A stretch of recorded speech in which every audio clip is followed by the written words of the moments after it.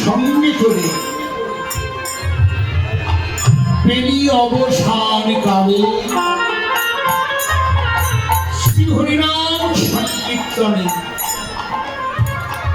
আনন্দে বিভোর মহানন্দে বিভোর। কেন সুরধুরী গঙ্গার বলে এই সুরধুরী গঙ্গা প্রভু সীতার লীলা দর্শন আনন্দে বিভোর ভরে বলেছিল, প্রভু হে তপন কন্যা যমুনা যমুনা তোমার চরণ ধুলি পেয়ে ধন্য হয়েছিল, ধন্য হয়েছিল সচ্চিতা হে অনাদি আদি হে ভগবান হে অখিলেশ্বর, তুমি তো কৃষ্ণ এবার রাই করুন একত্রিত করে রাই কানুন সবলিত বিগ্রহ নাম ধরে শশী গৌরাঙ্গ গোরা প্রতিপাদ্য বিরোহী কালকে তোমার শ্রীচরণের ধুলি দিয়ে উদ্ধার করবে বলে তুমি নাম ধরেছ মহা উদ্ধারণ। হে গৌর হরি, আমি তো তোমার চরণ উদ্ভবান, তোমার পদ উদ্ভবান, তোমার পদমূল থেকে আমার সৃষ্টি, আমি প্রবাহমান, আমাকে অবগাহন করে কত পাপী দাবি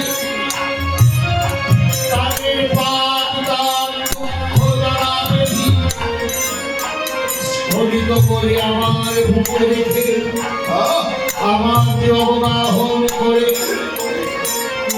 সবাই আমি সকলে কষ্ট দুঃখ জ্বালা যন্ত্রণা আমি আর কতবার শুনি, আমার প্রতি কি তোমার করুণা হবে না? এটি হলো সুরধনী গঙ্গার আর্তনাদ, গঙ্গার আর্তনাদ। ভগবান যদি ভক্তির অধীন হয়, তাই তিনি শ্রী ভক্তির মহিমা মান মর্যাদা রক্ষা করার জন্য আপন আপন ভক্তগণকে সঙ্গে করে বেরিয়ে অবসান কাল স্বয়ং সন্ধ্যা বেলায়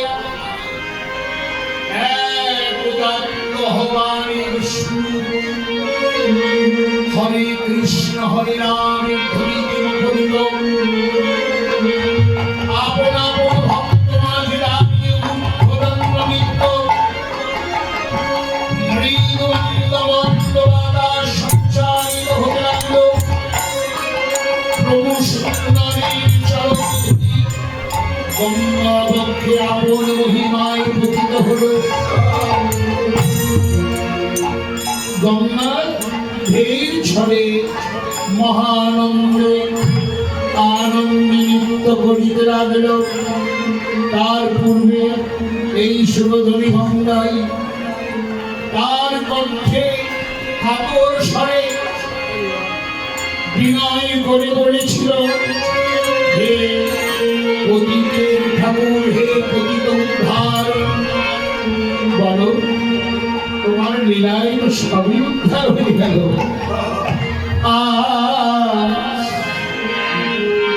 আমি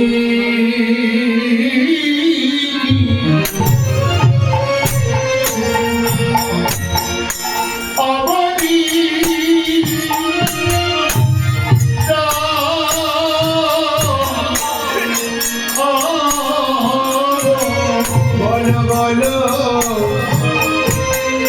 আজ আমি